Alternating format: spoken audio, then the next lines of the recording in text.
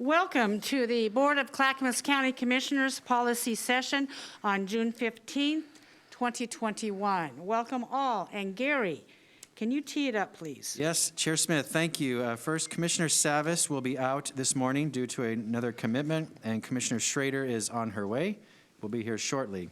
First, before we get to the issues list, I do want to update you, Commissioners, on mask policy for our county employees and the public visiting Clackamas County. As you know, the governor placed Clackamas County in the low-risk COVID category last Saturday, based on 65% of our population has been vaccinated. So congratulations to our public, and thank you for that. However, the state mask wearing policy still remains in effect, which means masks must be worn in public, to public businesses or local governments, unless an individual shows that they have proof of vaccination. The burden is on the business or the government to look at the vaccination card before someone is allowed to take their mask off. Because I believe that is burdensome to our employees who have to ask members of the public to do that, and also to our employees. I am going to maintain the current mask policy status quo as it is, where all employees and visitors to county buildings will remain wearing masks, whether you've been vaccinated or not, until such time as the state reaches 70% of a vaccination rate, where the governor has announced she will end the mask policy statewide. I believe that is cleaner and simpler and easier for all involved. So that is my decision to make, not yours, commissioners. However, if you disagree with me, you're welcome to share that with me, but the burden's on me, not on you, and that's the decision I have made. So we will continue wearing masks, and hopefully just for another week or a week and a half, certainly by the end of June, based on the calculations, we'll be there at 70% very, very soon. But I hope that you'll be okay with that. If not, you can tell me now, but that's what I'd like to continue doing just for another week or so here at the county. Any concerns, commissioners? Thank you very much for that, Gary. Commissioner Stoll, you're up. I have one question for you, Administrator Schmidt. What's the estimated time to go from our current 65% to 70%? Right, it's statewide at 70%, and I believe it's at the states, help me Nancy, 67.8% or something? Yeah, we're getting close to 68%. They are estimating sometime the week of the 21st. That's an estimation. June 21st. Yep. Yes, of June 21st, yes. June 21st, is that? Yes, that is what they're estimating right now, is sometime next week. I just had a call from the governor just before I walked in the room, and I've already shared with some folks. I think she's anxious, as we are, to get past this, and she asked specifically what she could do to help Clackamas County to increase the vax rate. We've reached 65, but obviously we need to do better, according to our governor. Anything that we can do, she's there to help us. I asked specifically, I says, Governor, you said at 70% that the mandates and restrictions would go away, and she says, absolutely. I asked specifically, so businesses and others do not have to check vaccination records for entry. She says, absolutely. I said, what about schools and universities? She said, private universities are private. Schools, she's concerned about. She would like to see ages 12 to 17 be more vaccinated. I did say that we have made good efforts in Clackamas County on our vaccination rates. I felt that when she said to go to 70%, we would open, that was an impetus for a lot of us, for maybe people who were not being vaccinated to get vaccinated. I told her I thanked her for that. She would like for us to incentivize the 12 to 17-year-olds. She had some suggestions that I can share with you later. So I've asked Nancy Bush to reach out to Philip Mason Joyner in Public Health to put together more of a specific plan that I can return to the governor to say this is what we're doing. She's requested that, so I believe that we need to do that. And she's there to help. So, thank you very much. There's a light on, Chair. Oh, yes. Christina. It's Commissioner Fisher. Commissioner Fisher, I'm mixed up. Okay, yeah, it's not, it's your name. Good. So question, did you say 60, the state is 6, how much is the state? We are approaching 68%. So we're 67.5%, is that what I Yeah, heard? you say? around there, yeah. Around that. And then how many more people in the state need to be vaccinated to get to 70%? I would have to check on that, but I don't want to say. I think I read this morning 17,000, but I'm not positive about that. Do we know how many people in Clackamas County need to be vaccinated to get to 70%? I do not have that number. Okay. Can we get that? I've been communicating that, where we're at with folks, and I find that as a good method to get more people engaged on encouraging people to get vaccinated when we have a goal. So if we could get that, that would be great. I have an answer to the first part of your question. This is the Oregon Health Authority's email from yesterday, Sunday, or Monday. As of Monday, 67.9% of all Oregonians have received at least a first vaccination. That means 71,522 people statewide are left to go to get to 70%. 71,000? 71,522. It seems, Gary, that we've been at 66%, hovering that. We've increased 1%. We're kind of at a stalling point, it would appear to me, statewide on that. I'm not sure what we can do to increase that. It's still people's choices. I don't want to, strong-arm people, but I don't know, we'll have a meeting, we'll get together and think about more to do, Nancy. Okay, ready to move on then? Thank you, Commissioners. Next, first on the list is American Rescue Plan Act update. We have Nancy Bush, County Operations Officer, and Elizabeth Comfort, Finance Director, to give you an update. Go ahead, please. All right, thank you, and good morning, Commissioners. So we have a lot that happened over this past week. We now have a definition for essential employees, which we have now presented to the county administrator, and we'll be working through those issues. And at a later date, hopefully very soon, we'll make that definition public and be talking to our department directors about that as well. We do have a couple things that we're working on that July 1st, we're going to need some funding for. So the committee has been working on that. We worked on that this morning. We'll be presenting something to the county administrator before we give it here to the county commissioners for final approval there. And that is primarily around public health and behavioral health response, since we're running out of CARES dollars at the end of this month. And also some dollars for the BRCs, which is the business recovery centers as well. We had a meeting this past week that Elizabeth and I both attended with the cities to talk about their funding. I was not aware of this. They still don't know how much they're getting for sure, and they don't have their funding yet. So there's a lot of questions that they still have where we, as the county, at least we do have part of our funding. So it was a really good conversation. We're going to continue that conversation. They want Elizabeth and I to continue to work with them. So we'll be working with them to see if there's things that we can collaborate on in the future. So that was a very, very good conversation there. The survey results that we received back from the public is going to be on a website, and just so that we can be transparent and put that information out there. So PGA is working on that and getting that out as well. And I'm going to have Elizabeth talk a little bit about the funding for lost revenue, because that has gotten complicated. So Elizabeth is going to brief you on that. Good morning.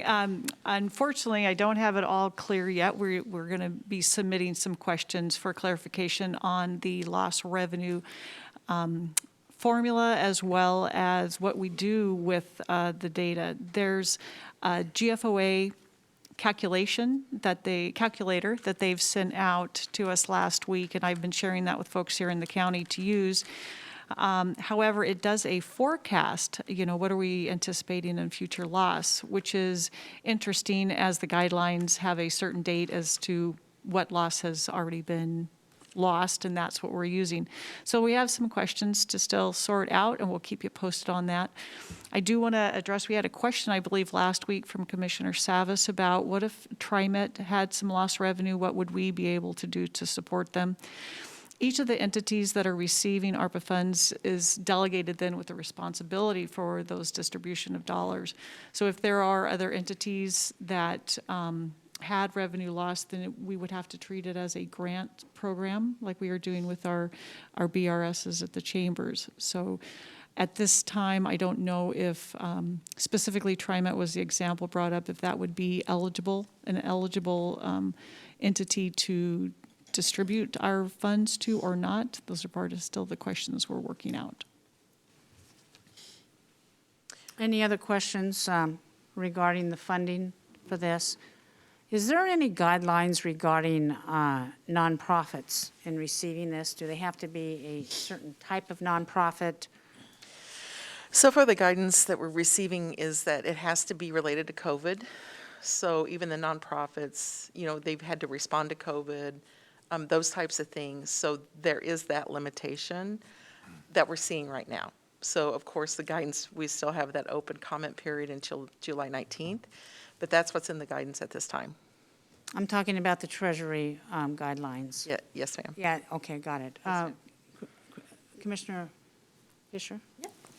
Thank you, Chair Smith.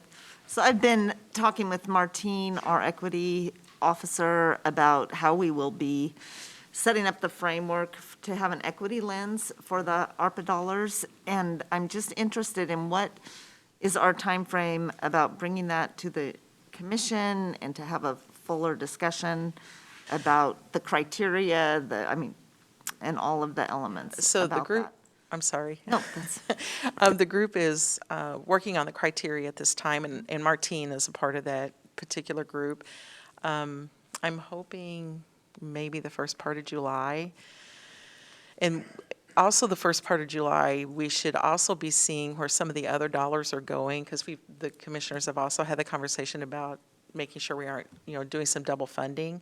So hopefully all of that will be able to come together at the same time. okay, and then one other question. I'm not sure if this is the right time to ask this, so Chair Smith, stop me if there'll be another opportunity, but I do know that there's been a lot of effort around the state with the federal dollars for rent assistance and getting those out as quickly as possible. Do we have a status update on where we are in that process? On the rent assistance? Yes. No, we don't have that. Rod Cook and his group would probably have that, and I'm not sure if he's prepared to talk about that today, but. Okay, thank you. Commissioner Schrader? Yeah, I do have a question about rent assistance. That's going through social services, is it not? Yes, ma'am. Okay, and we don't have an update yet at all? No? Rod? No, I we- think Rod would have to get that information, okay. and he may be working on that right now. Yeah. You will be, yes. He will be.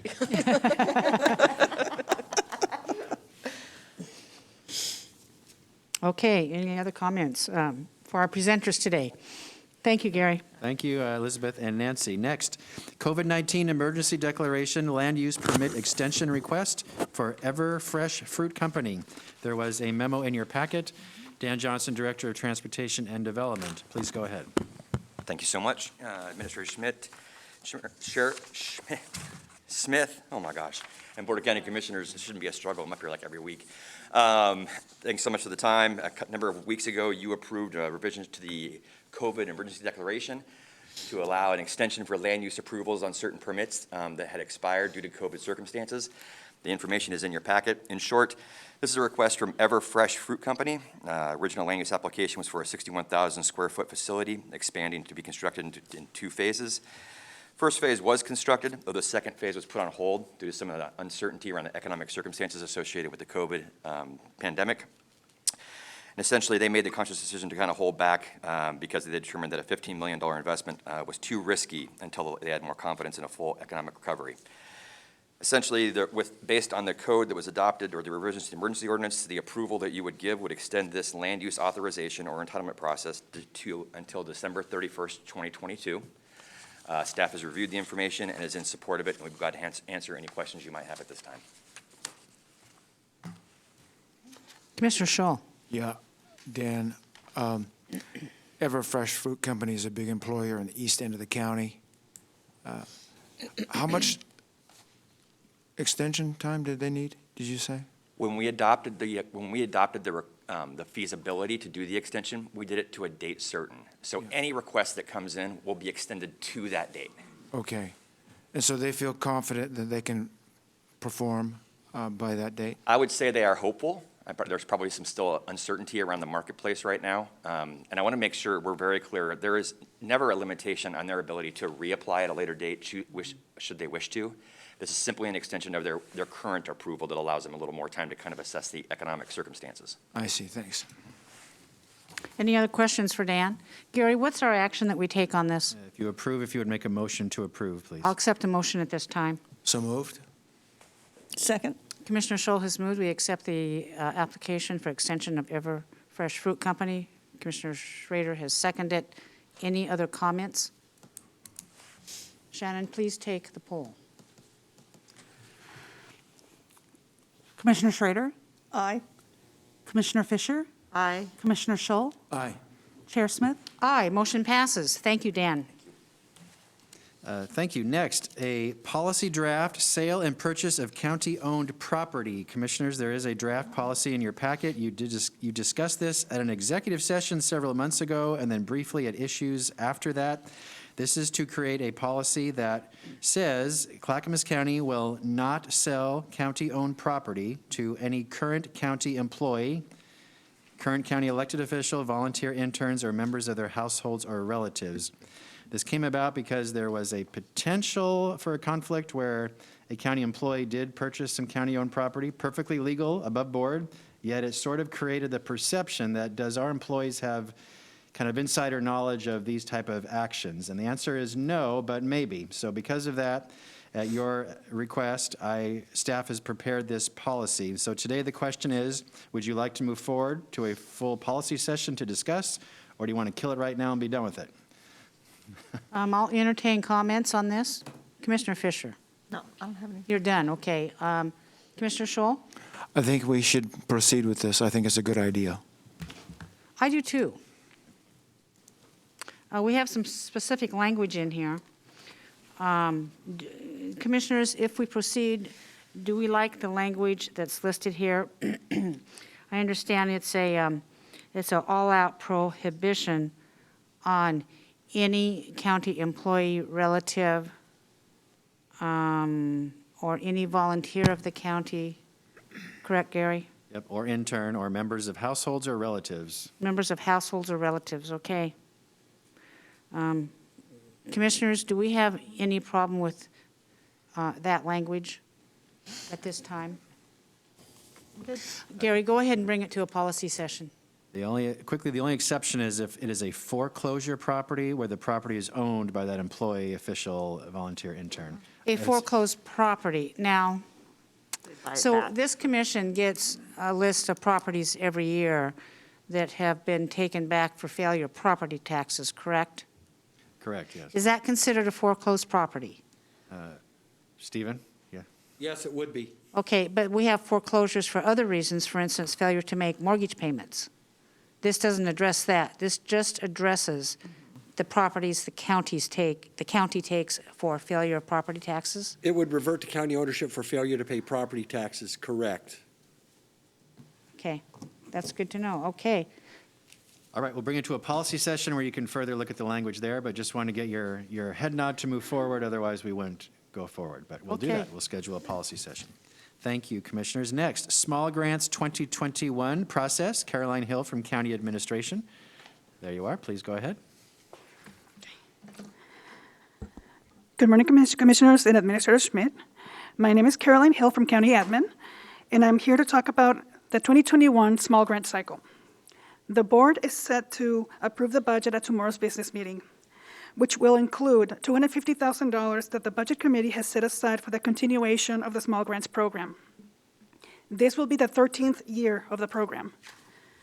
We will continue to focus on organizations that help the most vulnerable residents of Clackamas County, with priority being given to those located within the Clackamas County Community Prosperity Collaborative areas, which is North Clackamas, Estacada, and Canby.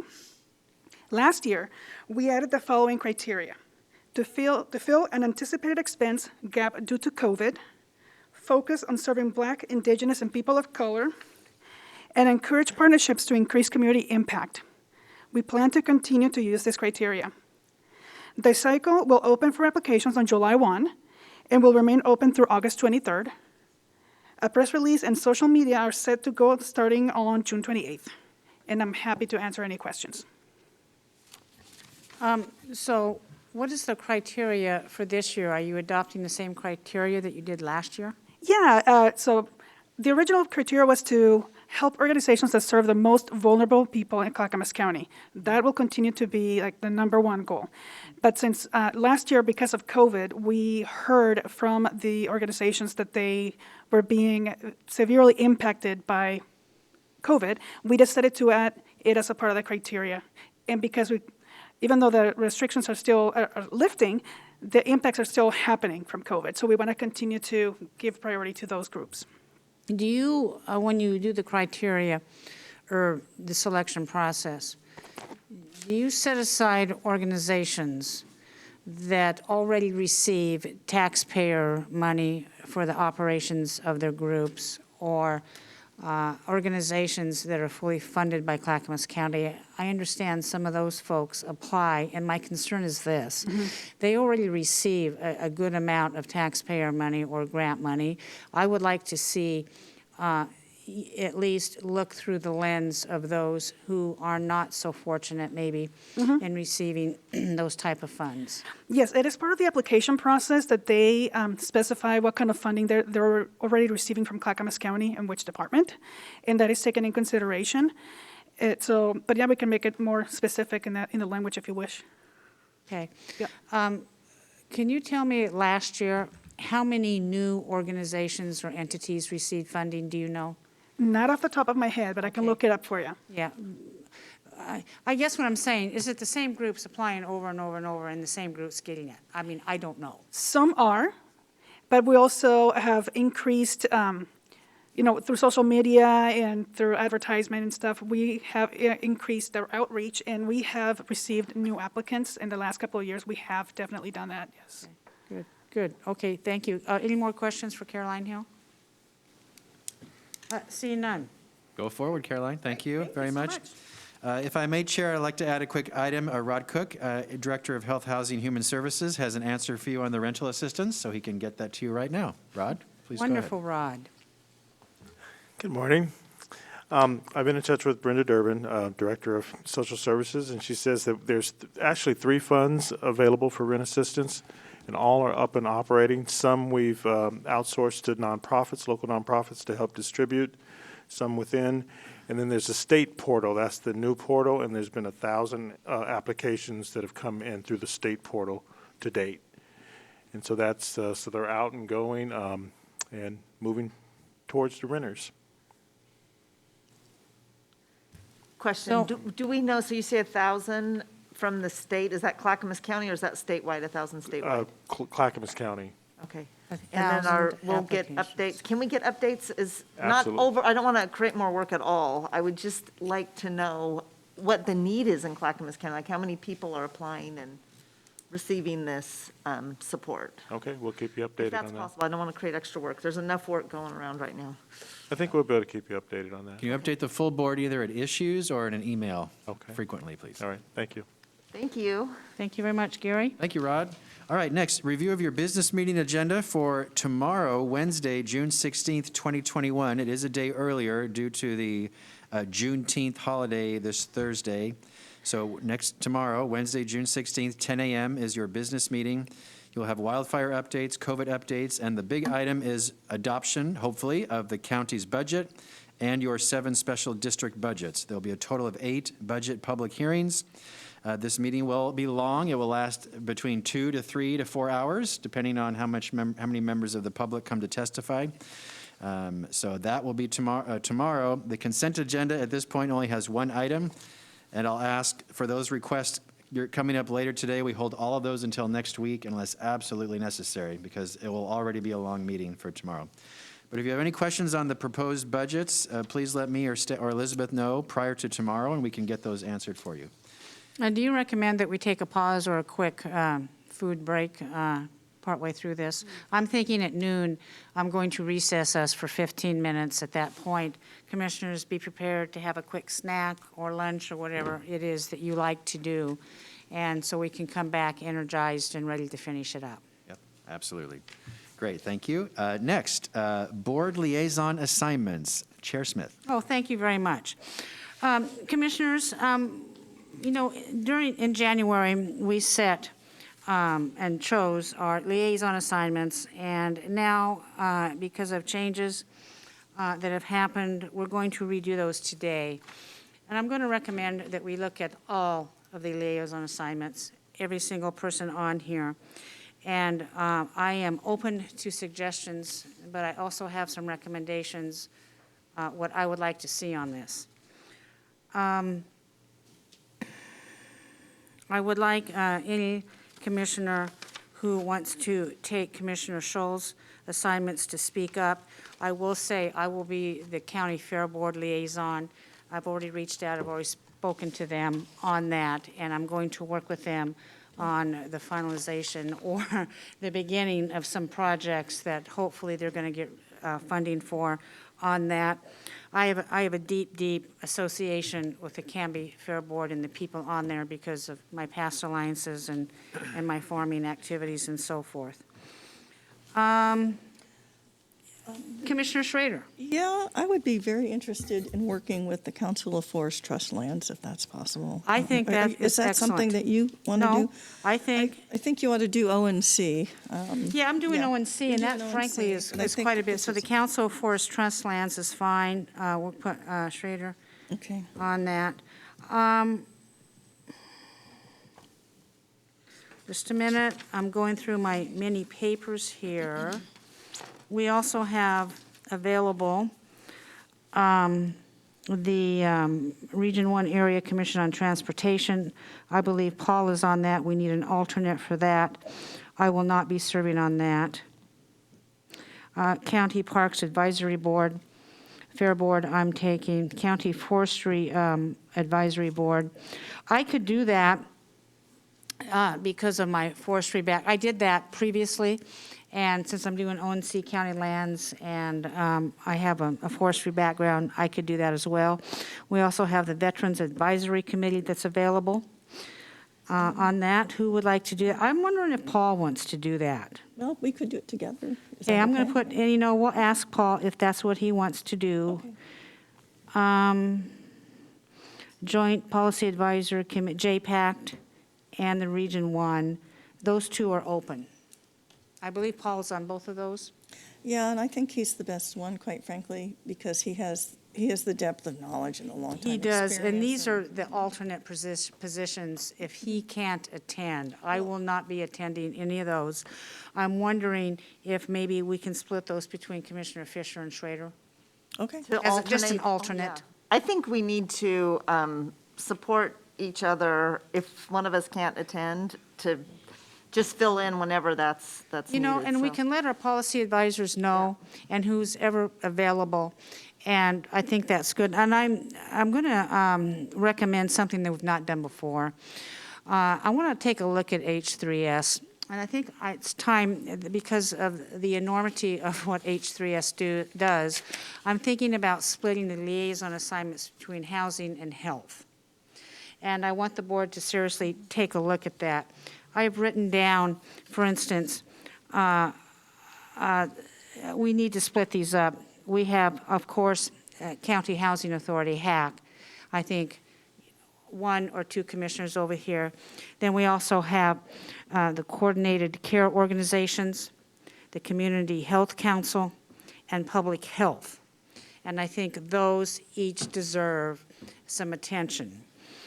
On the Community Health Council is Martha and Sonia are already on that. But since we're talking about this, I'm going to ask for volunteers to step up on that. I could do public health since I'm already involved in the COVID situation, in weekly meetings with the Tri-Cares, on conversations with the governor. As I said, she just called. I could easily whatever that liaison duty is, do public health, if you folks don't mind, and somebody else can join me, of course, on that. I'm interested in the community of care. 'Cause I'm Martha, interested in okay. looking at the Lane County model, so, okay. Okay, now, Mr. Schroeder, what are you, I couldn't hear that. the Coordinated Care Organization, Oh, yeah. and then yeah, you're already on the Community Health Council. Okay. All we have left is the Housing Authority. We also have Metro Oversight Committee on the Supportive Housing Services Measure. I am considering testifying on Thursday with that, if Commissioner Savas is unavailable. I have also kind of been sucked into this in light of events with the tri-chairs agreeing to speak with one voice, although each of our counties has specific needs in mind. So I think I'm going to take that. I'm going to be on the Oversight Committee for that. And Commissioner Chair Fisher, Smith? you are happy to join me. I would like you to join me Yeah. on that as well. Let me just give some perspective as far as the history of the situation. It's very important that Metro continue to be reminded of the role of counties and the importance that Metro not overreach in regards to policy. And given that I have been at the table from the very beginning, and I can speak about the story of how this was created and the role of counties throughout this, that continuing that voice for our autonomy is very important. So if perchance there is a issue to come up on Thursday, if that's not resolved, I think reminding Metro, because they honestly don't know. They need education as to those Metro councilors, as to the history and the purpose and the autonomy of counties and the importance of us implementing our plans as the local jurisdictions see fit. So I would agree with that, and you and I can work on this together. that would be I think great. it's very important as commissioners, we speak with one voice going forward. And I'm going to remind commissioners exactly what a liaison does and does not do. We do not give direction. We do not set policy. We do not, elicit a certain type of action. We go, we learn, and we report back to the board. And I recommend, and so does other staff, that we report back after every meeting if there's any new developments or what was said. I'm ready today, for instance, to report on my conversations I've had with Metro councilors regarding the recent budget note that was added. I'm not sure right now is the time to do it, but we can do it during communications. Martha, your light is on. I just wanted to remind folks, I was here when there was a 3-member commission, and it was so much to cover even then. One of the reasons we went to a 5-member commission is so we could spread the work around and/or co-work with one another on particular issues. That was the reason why a 5-member commission, because we couldn't keep up. So I think having we've got to have more than one person just kind of doing these kinds of things. We've got to have somebody else with them and co-working together as 2 commissioners, because frankly, 2 people are better than 1, and that way you can bounce ideas off each other, and it really helps. What I've observed, it really helps misunderstandings, so you can say, wait a minute, is that what you heard? Or, so on and so forth. So the work is so much more complex and intense, really. I mean, this county has professionalized through the years. So I think with 5 commissioners, whatever, or 4, if it seems to be that at this point, in terms of duties, I think that sharing them is a better way to go. I really do. Well, we know what the duties are. We know what needs to be filled. So I'm going to ask commissioners if they want to step up and volunteer to do any of these. I have added the Fair Board Liaison to my duties, the County Forestry Advisory Board, and any commissioner is welcome to join me. The Metro SHS Oversight Committee. And then we also have our Housing Authority. I'm going to ask Paul Savas join Commissioner Fisher on that. And of course, if Paul can't, Martha, you do it. Yeah, that's join. fine. And so I do think a more unified effort on all of these committees going forward. You know, I may think I know a lot about forestry, but I might not. I might need the perspective of another commissioner as well. So that's why I think it's really, really important to return back and let the other commissioners know. I remember when I was serving in the legislature, I had a very full schedule. And I would get in my car at the end of the day, about 5 o'clock, I'd be driving home back to Molalla from Salem, and I would turn on the radio, and there would be news report that this bill had passed and it was going to do so-and-so, such and such. And I'm thinking to myself, what are they talking about? That's not happening. I was there all day long, and that bill isn't happening. Well, as a matter of fact, it did happen. I just was not sitting on that particular committee, and it had not come up to the floor for a vote for me to even be educated on. So you can imagine, I understand that we all are not cognizant. We are very busy. We're juggling so many balls right now. So it's just nice, you know, you just give a 1-minute report on what's up with these.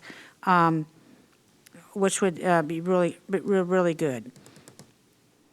We also have, Chair Martha- Smith, can I, before you step away from that, because I really support what you're saying, I have really appreciated when Commissioner Schrader and I would tag team. She was often participated in the Metro Oversight Committee or local implementation planning, and it's really, really useful. And so I know that there are certain rules about commissioners being all at the same meeting, but some of these issues, and especially when it comes around the homeless services measure and just the hot topic issues that we're so engaged in, I would just like it that it's going to be okay if we just decide, and it's okay, it just needs to be noticed. And so that we work with our policy advisors, because who knows, right now, the homeless services measure is the hot topic of the day, but it could be if we get some money from the federal government on transportation, that transportation becomes the issue of the day. And it is so supportive, I can tell you, as the liaison for the homeless services measure, when I have Commissioner Schrader right there to problem solve and to talk about things. So I welcome this commission being more engaged on any of our liaison assignments. It creates a lot more support. And we really do speak with one voice on these issues about what's important to our community. And it's important that we have that understanding and and you awareness. do bring up a good point, Commissioner Fisher, the coordination with our policy advisors and what we say, and make sure that it is one voice on a lot of this. Commissioner Schrader? Yeah, thanks for that, Chair and Commissioner Fisher. One of the things I have been worried about with the wraparound services methodology, and I didn't oppose it, but I was never able to see the polling. That was an issue that didn't help. So there's a transparency issue with those kinds of things. One of my big beefs was that it seemed to be so urban-centered in our rural areas. So we did finally, work with staff to make sure that the rural areas would get some served. But when the advocates, got worried, things seemed to get out of control because of the miscommunication about how we would ramp it up. How we would try and do it the way we can do it. We're not Washington County. We're not Multnomah County. Washington County has a different tax base. So we were getting a lot of, I thought, kind of lobbying that was really, I thought, pretty harsh. Basically, we had made promises. We hadn't made promises. Again, I'm looking at the demographic now, where people, our county didn't vote for it, and I wanted to get a sense of geographically where that was. The other thing that was said was, with some of the advocacy, was that, it's also going to impact the rural areas, and I just want to remind people that that was not initially a thought for our advocates. It was only, me frankly pushing, saying my concern is it needs to be the whole county. Now, I do think we need to be regional players with this. But I think we have to please ask our advocates. We did get thanked, and I want to thank you.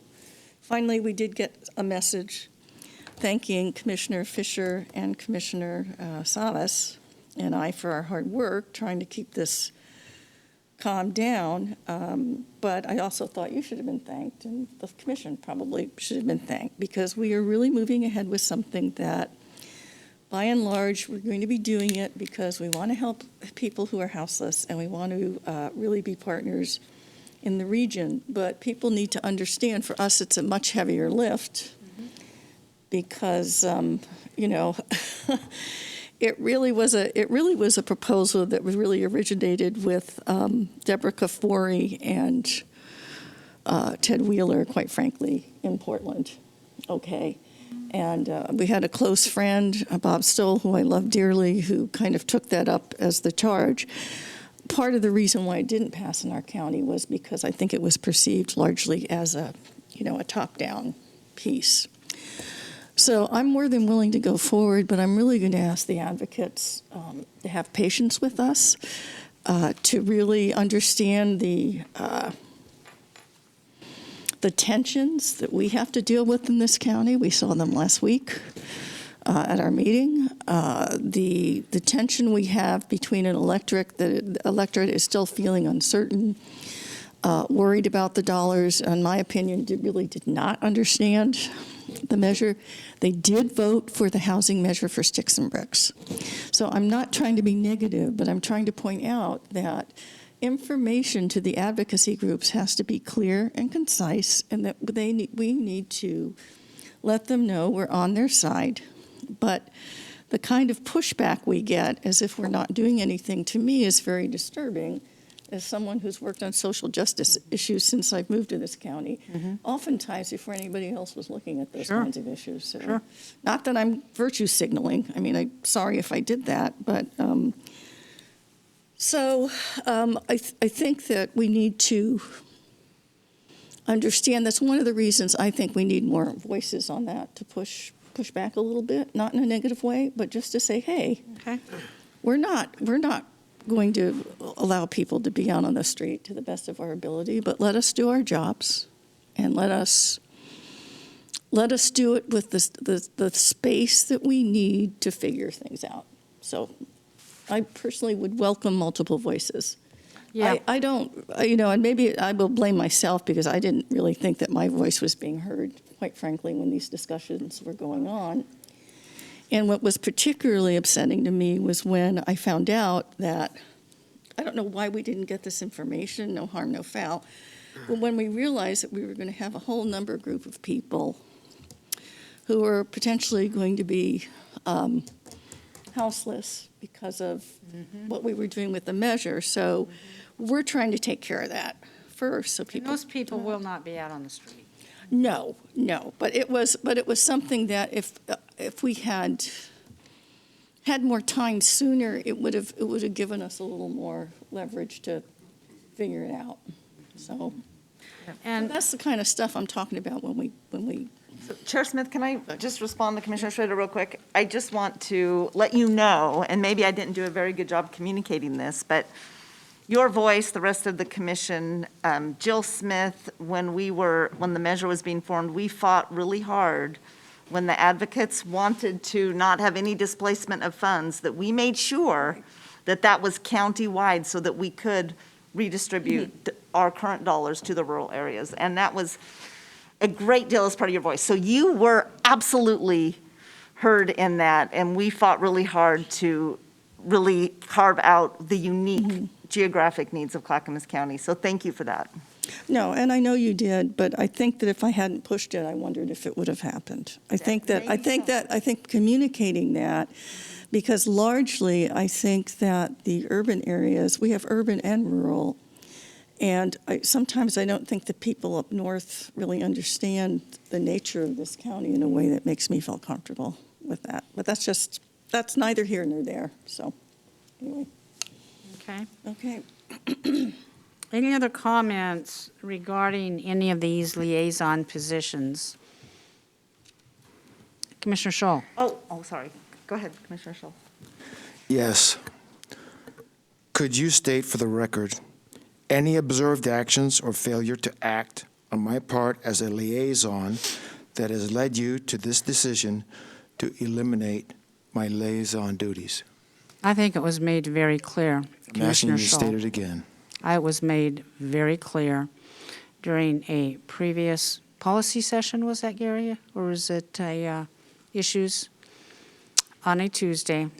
I'm not going to redo it again. If you have issues, you can come talk to me privately. And Commissioner, I would like to say, I don't think you've assigned county parks. I would love to do that. Yes, county parks. That would be great. Yes, county parks. Commissioner Fisher, are you in the queue? Yeah, so the public safety pieces, I've also been engaged with through the years, and I'm happy to take that on. But I do think that those are also so important that, especially now with all of the legislative efforts, we were at the AOC meeting yesterday, and at one point, there was a question of, well, what does this bill do now? And Rob Bobette says, you know what, it's changed so many times, I can't even say what it does Right. now. But we have to be a voice, we have to work with our sheriff, we have to work with our district attorney, we have to sort of balance all of this, and, because it affects us right here at the local level, so that's I was really not able to important. attend AOC, but I remember last month's meeting, the list on public safety measures was tremendous. It is a Oh, my lot. gosh, I've never seen anything like it. Yep. So I'm doing my best just to keep up Right. on that. I need to do better, but that's another issue Please. along with Okay. homelessness and housing. We Yeah, have to well, stay the course. there. And maybe you can, reach out and get some help with that if you think you need it or Yep, not. Sounds good. Yeah. But I can take that piece. I think we're all pretty much public safety advocates in light of the tensions that seem to be bubbling around. And I think all of our spidey senses are on high alert for that. Any other comments on this? Gary, is there anything I missed? No. Oh, Stephen Madcore, is there anything I missed? No, Chair, there is not. Chair, can I make one more comment? Yes, you can. too? One of the things we were always careful to do when we were a 3-member commission, and I think we need to do this as a 5-member commission. As individual commissioners, we certainly can go speak directly to department heads. But one of the things I was schooled with very, very hardly, and trust me, I mean, it was, with then Commissioner Kennemer, who's now Senator Kennemer, who schooled me on many occasions, was we really need to be going through the administrator when we have when we want to talk about department heads or things of that sort. That's really where the conversation needs to start.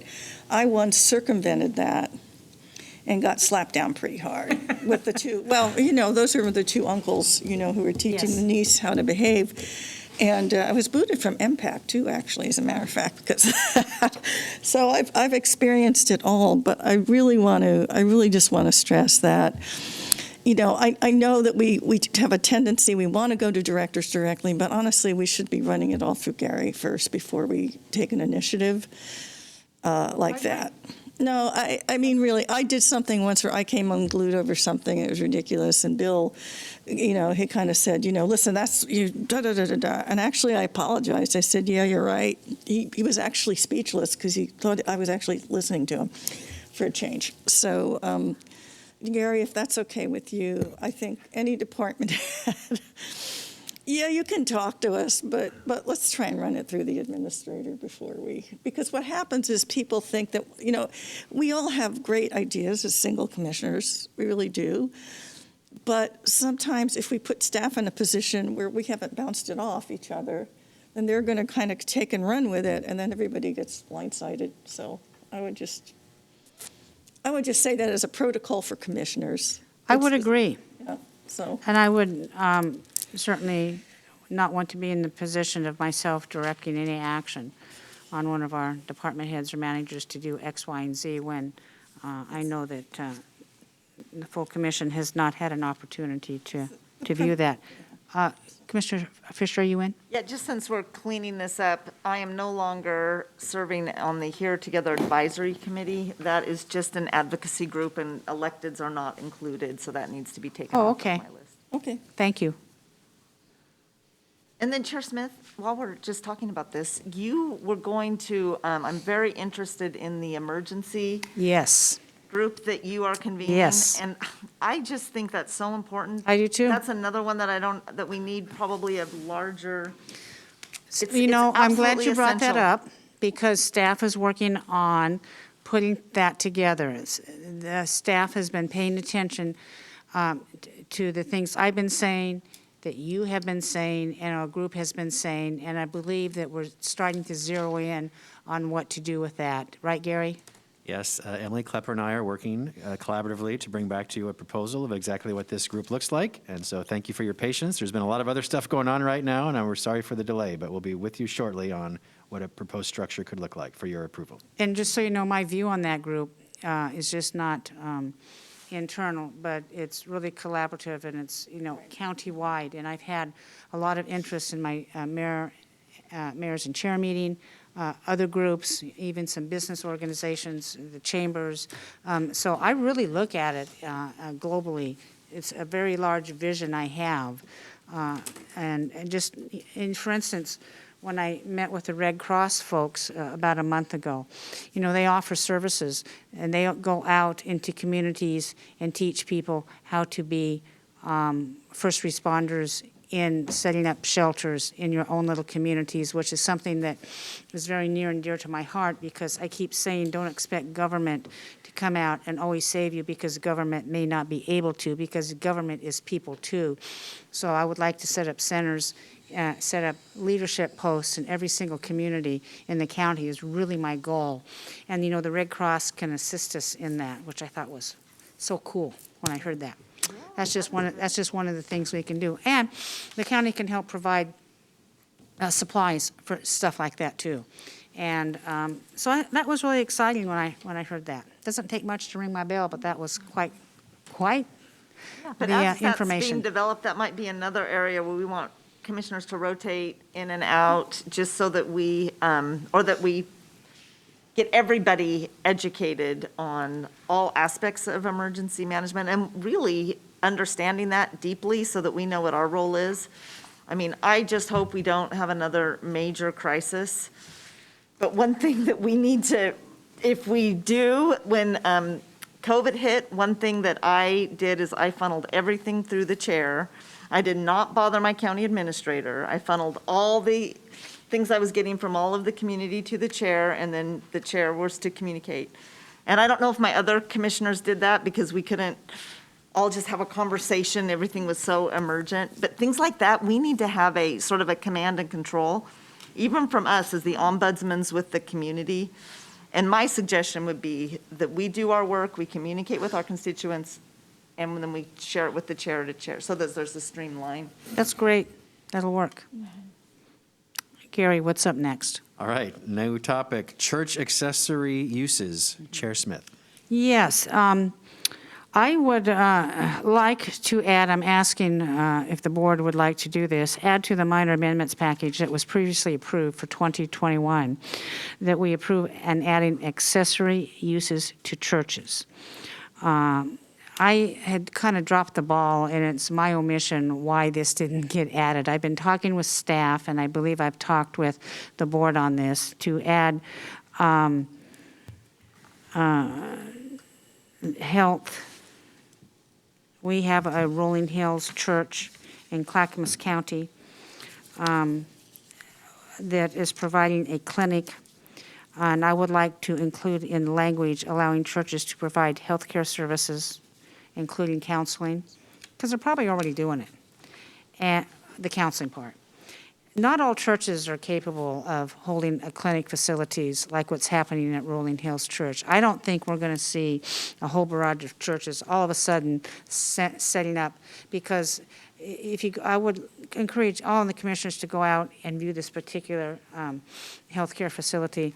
They have all of the large providers in the region, Providence and Emmanuel and so forth, providing doctors on loan there and supplies, and it's very good. It's very good. So I think it would alleviate some possible actions for the future if we were to add this language into our ZDO.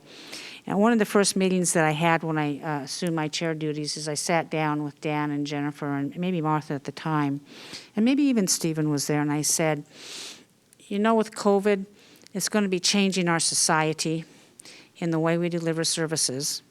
Government will not be able to provide everything to everybody, and I do think that we need to look at our zoning laws through eyes of compassion and trying to offer up the best delivery services as possible.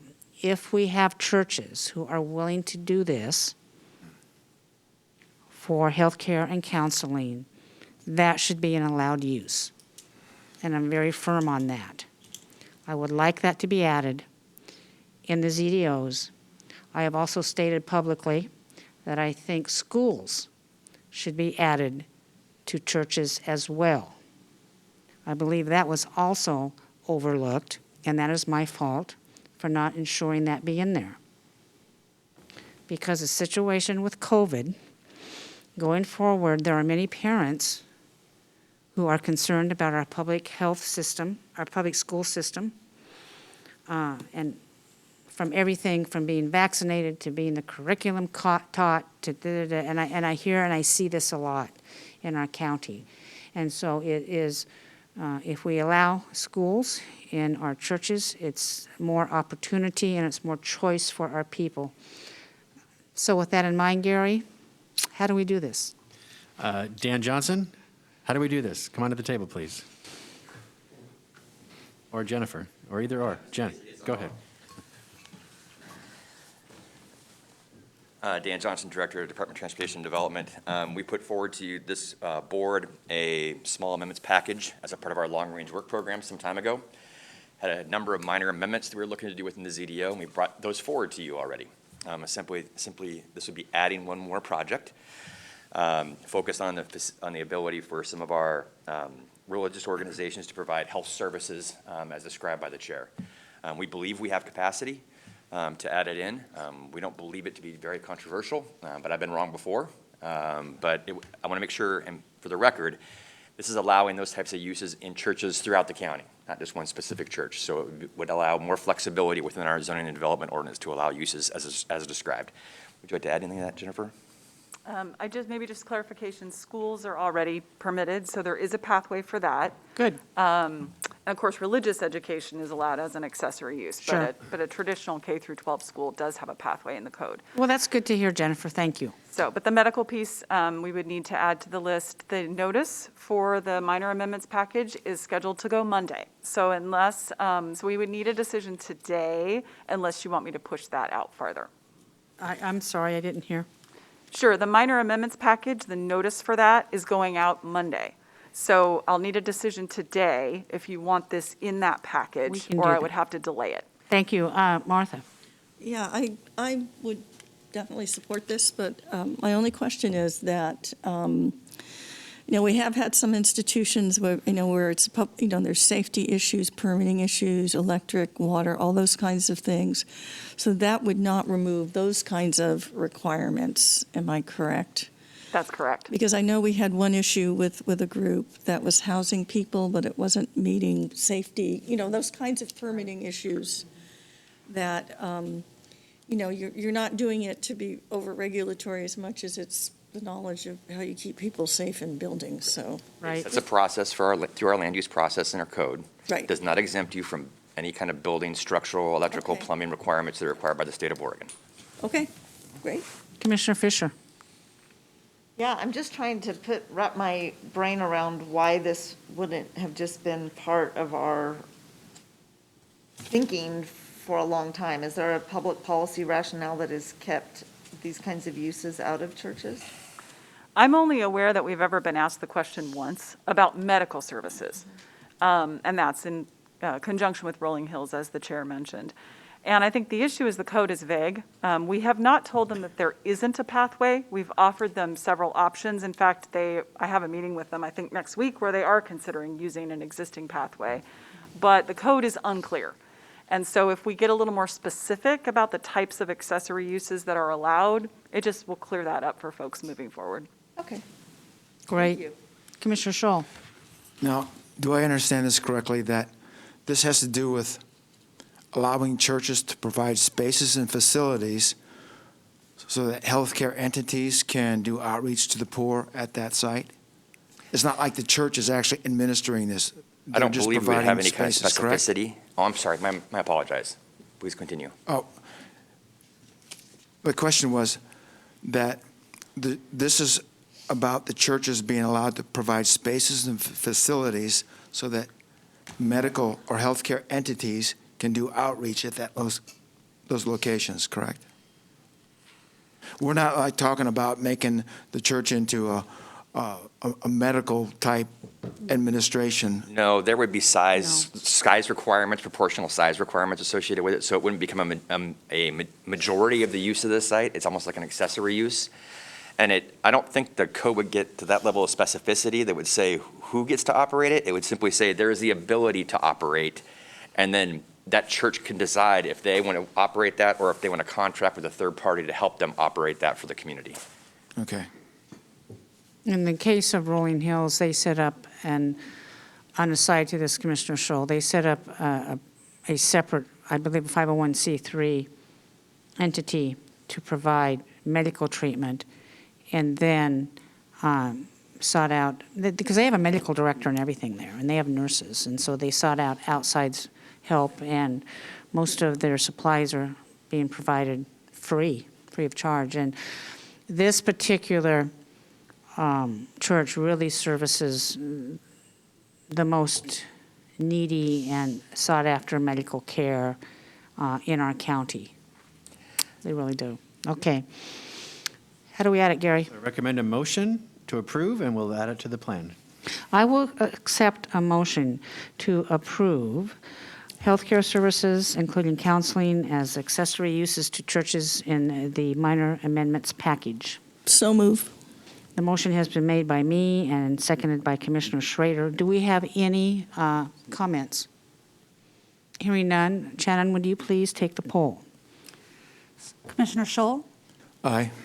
Commissioner Fisher, Aye. Commissioner Schrader, Aye. Chair Smith. Aye. Motion passes 4-0. Thank you very much. I appreciate that a lot. Gary, what's up next? Next, History and Culture Resolution Draft. There was a revised version in your packet, and Chair Smith, go ahead. Yes, finally. I've been working on this for a very, very long time. History is really an important element in my life, and I've studied it a lot. I'm certainly not an expert by any means. And I brought this before the board before, and we made some additions, came back. And since then, I changed a couple of words because I did a kind of a deep dive on language, and as you've heard me say, words mean something. And I believe we were confusing the word heritage with history. If you look up the definition of heritage, heritage is commonly used as culture.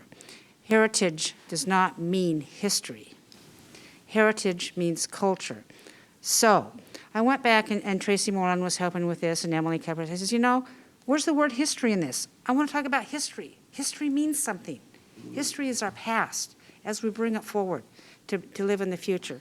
So the title is, in the manner of affirming Clackamas County's commitment to history and culture, and I believe that is all encompassing in this. And so there's been, I think, 3 words that were changed in this is all. What you have before you is pretty good, but we had an additional set of eyes on this.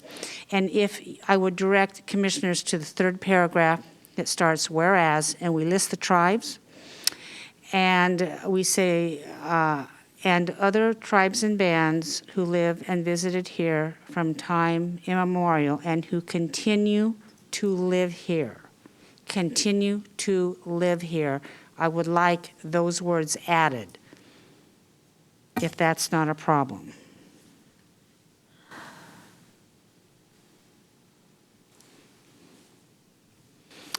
It's just, and who continue to live here. Is there any comments on that? Because they still continue to live here. I want to acknowledge how important that is. And that's just an oversight, you start writing stuff, and that's why we have all kinds of eyes look at this.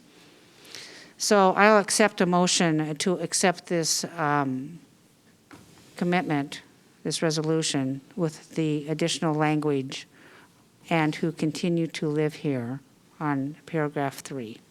Okay, so move. Yeah, a second. I will second it, but I would have a question. Yes, 'cause a I motion believe- has been made by Commissioner Schrader and seconded by Commissioner Fisher. Go ahead. Yeah, and I'm pretty sure I know the answer to this, but I'm just going to ask it. I understand that our equity office has reviewed this, and our leaders of equity, diversity, and inclusion have weighed in, and that there's a lot of consensus around, and other groups, Chair Smith, that you have also, that I'm not aware of, that have weighed in on this as well. Yeah, they have. It's fairly inclusive in that. And what this is it's history becomes and culture becomes an important tourism component in Clackamas County as we move forward. And visitors that come in, we want to be able to, for instance, in this document, Oregon City is the oldest city west of the Mississippi. Or, Oregon Territory used to encompass, three states. And so it's something that I think, is very precious to us, and because of where we were dictates to where we move forward in. And I believe that's why Clackamas County is so unique in its independence and resolve. And I think we're very tough people. We're very determined and we're very strong, but compassionate as well. And so, I kind of like that idea. And I ran it through our tourism board, our heritage folks, the Clackamas County Historical Society, loved it, of course. And so it's just kind of, this is very exciting for me to do. No other comments? Shannon, would you please take the poll? Commissioner Fisher? Aye? Commissioner Schrader? Aye. Commissioner Scholl? Aye. Chair Smith? Aye, motion passes 4-0. Thank you very much. So Chair, as you know, resolutions are formally adopted at business meetings, so may I suggest you put this on the July 1st business meeting, only that next week you'll have a long consent agenda since it's the last meeting of the fiscal year. Would you consider July 1st? Yes, Would that be that's okay? fine. Thank you, Gary. Right, we'll add it there. Thank you very much. With your permission, Chair, I'll have Commissioner Communications last, so we can go through the consent agenda. We'll start with those staff who are in the room. We'll start at the top of the list, and I see Sarah is here. Congratulations. So first, North Clackamas Parks and Recreation District. A quick note, so all of these items will go to next week's business meeting, June 24th. Unless it is urgent, then directors, I need you to tell me that, please. All right. First, North Clackamas Parks and Recreation District. Approval of a resolution for a North Clackamas Parks and Recreation District supplemental budget less than 10% and budget reduction for fiscal year 2020-2021. Local district appropriations increased by $74,648. Funded through I think that's a mistake. Go ahead, Sarah. Okay, great. Good morning, Chair Smith and Commissioners. As Administrator Schmidt read for our supplemental budget, this is to acknowledge increased revenue and expenditure of a Water Environment Services grant and natural resources and nutrition increase in revenues from H3S and an increase of expenditures to meet a higher demand in our Meals on Wheels program in this fiscal year. The Ncprd General Fund is recognizing unanticipated revenue in the natural resources category for increased grant funding and increasing appropriations in the amount of $29,995. and in the natural resources category for special payments. The Ncprd Nutrition and Transportation Fund nutrition category is recognizing additional unanticipated revenue from our contract with Clackamas County Social Services and increasing appropriations in the nutrition category in the amount of $44,653 for additional unanticipated expenditures related to the increased need to nutrition services in response to the pandemic. Welcome. Any questions? Do I hear any objections? So I just have a question. And could you just explain a little more the reason for the unanticipated increase in revenue and natural resources? I could. I probably need to dig in and see. Shannon, is Candy Ho on Zoom? I can ask her real quick here. I know that. Let me pull up the piece and I can probably tell you. She there? Yes. Candy's there. Yeah, Bring Candy her can in. speak to that. Candy, can you unmute? She's telling me it's a grant award, but I know she'll have more specifics for us online. Hello? Yes, go ahead.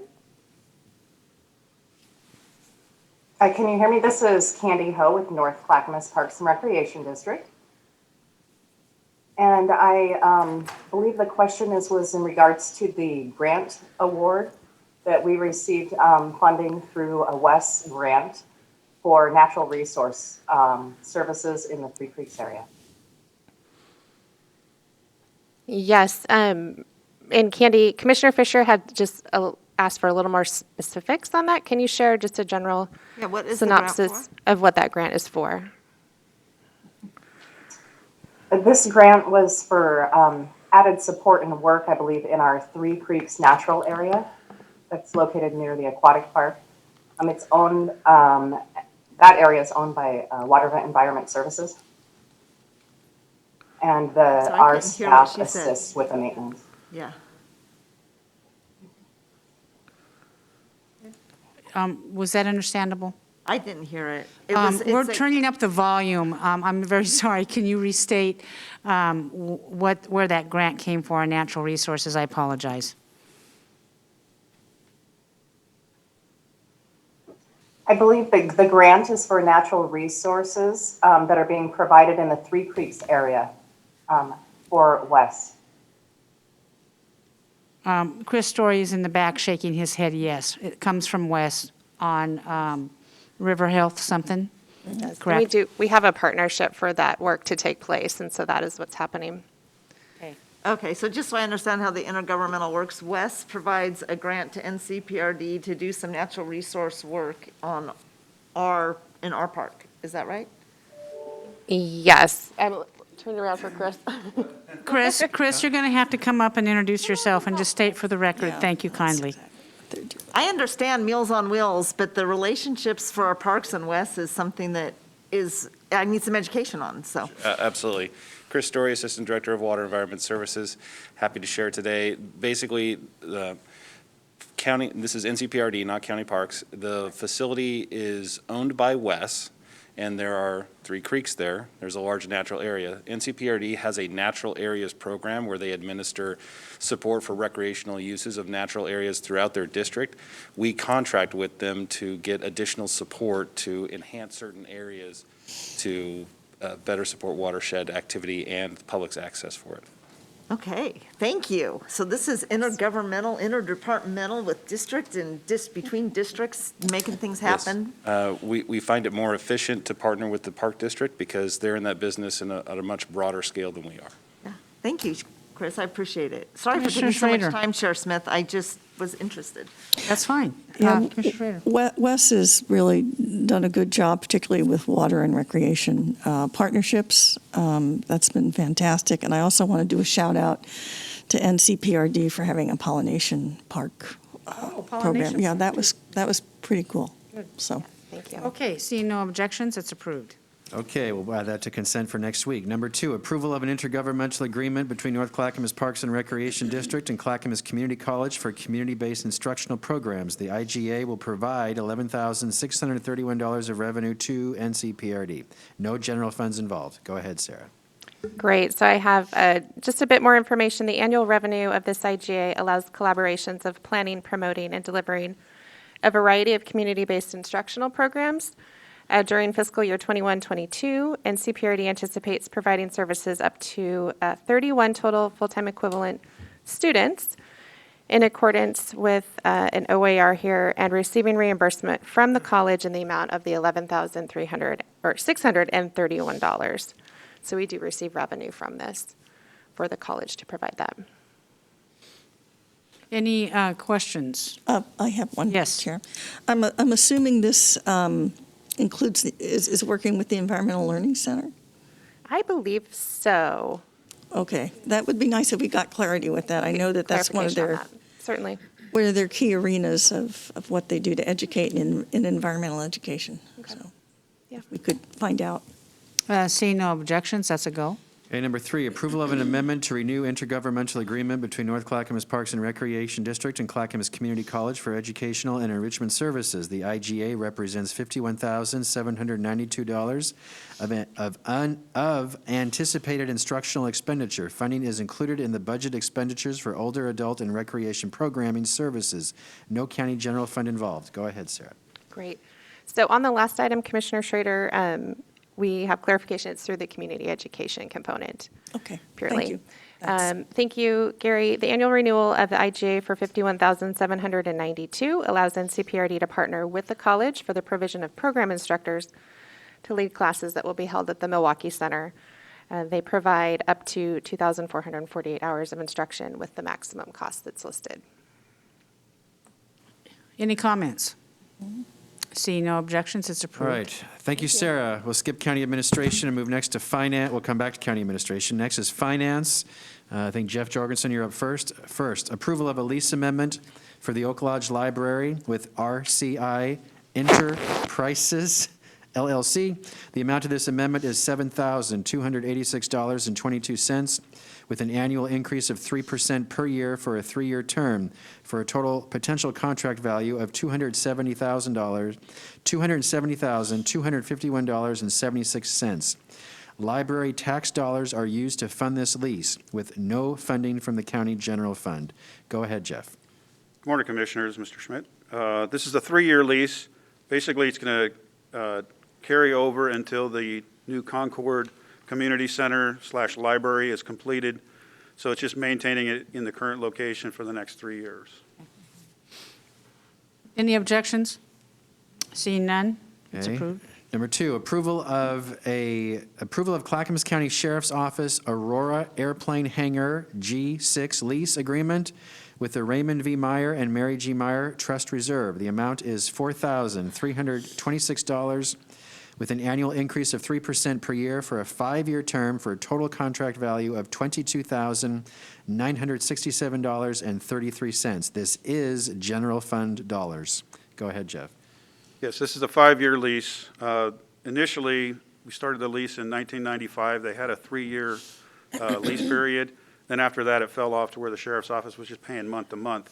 Been working with county council, so we're reestablishing a lease as per requirements. So a 5-year lease from now through 2026. So what is the airplane hangar being used for? An airplane? The storage of the sheriff's office airplane. Any objections? Seeing none, All right, I'm gonna skip number 3. I'm sorry, forgive me. Number 3, approval of Clackamas County Sheriff's Office Sergeant Damon Coates Boathouse Slip 1F lease agreement with Sportcraft Landing Incorporated. The amount is $12,205.50, with an annual increase of 3% per year for a 5-year term, for a total contract value of $64,800.62. This is funded by general fund. Go ahead, Jeff. This is another 5-year lease right now. Since the boathouse was constructed and became operational in 2012, they have not had a contract for that lease, for that slip. So this is establishing a lease as per requirements to go ahead and for the next 5 years, we'll have that lease. any questions or objections? Seeing none, Okay, I'm going to skip to number 5 so Jeff can finish up here. Approval of a lease amendment for the Homestead Building with Homestead Building LLC for the Sandy Behavioral Health Center. This amendment will increase the monthly rent the amendment will increase the monthly rent, sorry, there's a typo. So the monthly rent is going to be $4,300 for a total contract value of $51,600. There are no general funds involved. Go ahead, Jeff. This lease is supposed to go ahead and carry us forward for 1 year until they get the new Sandy Clinic constructed. I was told that the lease document actually isn't included in here. It was forwarded to Christina, so it'll probably be on next week's. We have 2 more leases next week to cover also, but the lease document itself was not in the documents. any questions or objections? Seeing none, Great. Back to number 4. This will be Sandra Montoya, is that correct? She's on Zoom, is that right? Okay, this is approval of a Clackamas County supplemental budget resolution for fiscal year 2020, 2021. The effect is an increase in appropriations of $6,209,641 with funding through fund balance, federal and state operating grants, and inter-fund transfers. Sandra, please go ahead.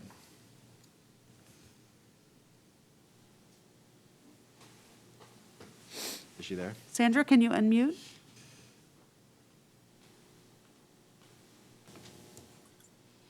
Sorry about that. Good morning. Sandra Montoya, Budget Manager. This morning, I'd like for you to consider a supplemental budget for the June 24th agenda. Budget law found in ORS 294 limits a governing body's expenditure to the amounts appropriated. Additionally, ORS 294 states that prior to exceeding budget authority, a budget amendment must be approved by resolution. The county departments and the budget office have identified 7 funds that should be considered for budget adjustments in order to comply with ORS 294. The original staff report showed an adjustment totaling $6 million or $6.2 million. However, yesterday we identified the need for 2 additional adjustments totaling $436,000 for Clackamas 911 and the Assessment and Taxation Department. I ask that you allow us to include these 2 additions, and if allowed, the total supplemental budget that will be before you next week would be $6.6 million. Any questions or objections to this? Seeing none. All right, thank you, Sandra and Jeff. Moving on, Water Environment Services, Chris Story, please come forward. Approval of a resolution for a Water Environment Services supplemental budget for fiscal year 2020-2021. The effect is an increase in appropriations of $9,236,170. Go ahead, Chris. Good morning, Commissioners. Chris Story, Assistant Director, Clackamas Water Environment Services. I'm very grateful Sandra just went because I don't have to cite all the ORSs to you. This exercise is to recognize the borrowing that we did that you approved in February, and we executed in March where we were able to realize some exceptionally low interest rates. That brought in some additional revenue that we were not anticipating at the beginning of the fiscal year, so we are recognizing the entirety of that revenue. And we're also setting aside and recognizing the appropriations for the payment, the first payment on that. And we received what's called a premium. They paid us extra to borrow the money that drove down the interest rate. We're setting that money aside in our debt service repayment account to make sure that it goes to keep our promise to ratepayers that it will be at that low interest rate. And that is the effect of this resolution. Any questions or comments for Chris Story? Seeing none, it's a go. Okay, thanks, Chris. Next, Health, Housing, and Human Services. Come on up, Rod. We have a long one, and we'll get started. Approval, number 1, approval of a local subrecipient agreement with the Children's Center to provide child abuse medical assessments. The agreement is for $181,800 and is funded through the County General Fund. Go ahead, Rod. Yes, to add a little bit more information, the funding will be used to conduct medical assessments to determine if abuse has occurred and to provide referrals to resources, services, and treatment as appropriate. And county funds are the funding source for this particular service.